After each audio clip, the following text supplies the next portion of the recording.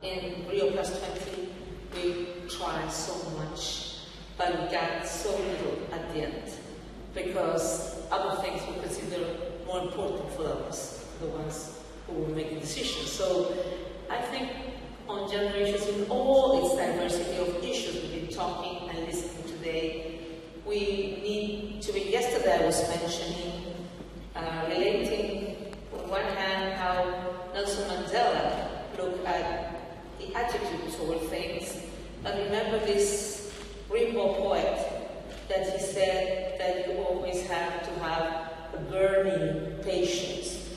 That means not to be patient, not to stop being outraged. What needs to be, we need to feel outrage about, but needs to understand we need to be working very strongly, and we'll have to continue doing it every day of our lives. Because if women had never got anything for free, and we will continue conquering and combating and struggling for our rights. But you asked me, my friend, how did you do that? Let me tell you something. Probably my predecessor would have approved the traditional concept.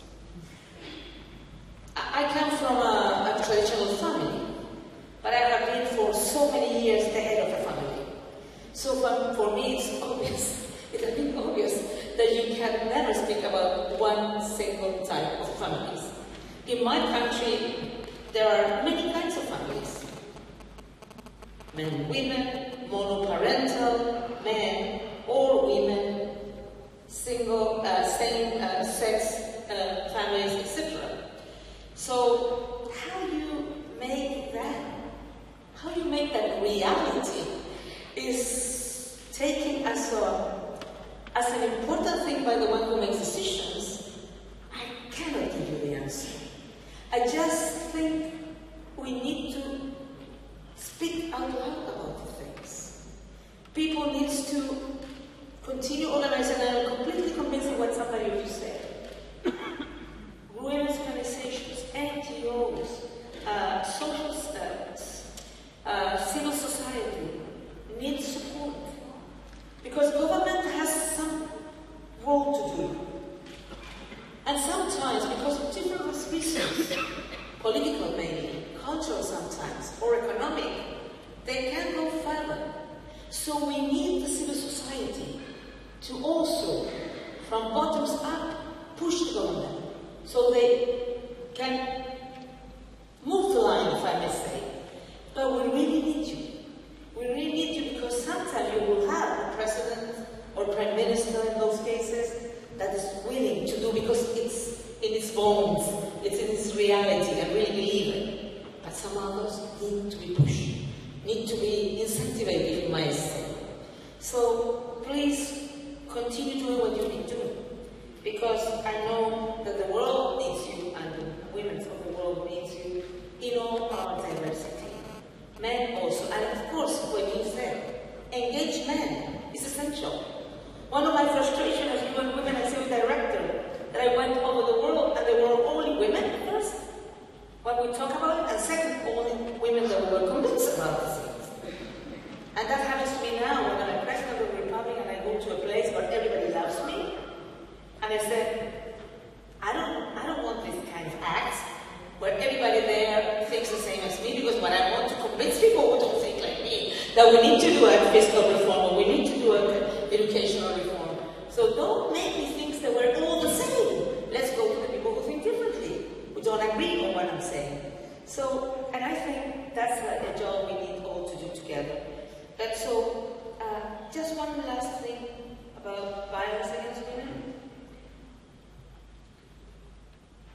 Of course, violence against women need a political will, need budget, need shelters, need judicial systems that works accordingly to it. We need to work with the health sector, with the judicial sector, and with the police forces, so they're really sensitive about this, and sensitive being caring about the women, but also doing what they have to do, making the perpetrators, receive what they need to receive. But also, I think we need to think in a different way. And what made me think of that, and even though when I went to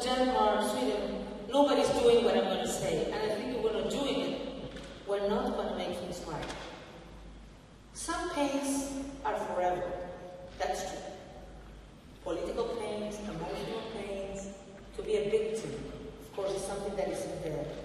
But speaking with women who were victims of trafficking for sexual, as for sexual trade, they said that usually all kinds of programs are very short, just some months, some years. So we are not doing almost anything on secondary prevention with the kids that were victims of violence, or they were witness violence, or the death of one of their parents. And these women, that they were victims of human trafficking, they were telling me they needed years of work, of intervention, of support to really be able to stand up again after 15, 17 years of being held like slaves and being trafficked by others. So I think on violence, we need to think big, we need to think long term, and not only short term, because otherwise we'll be helping, and of course we need to do all the other things, engage men and so on, but we need to change the way we're doing things, because we're not doing it right. Thank you very much.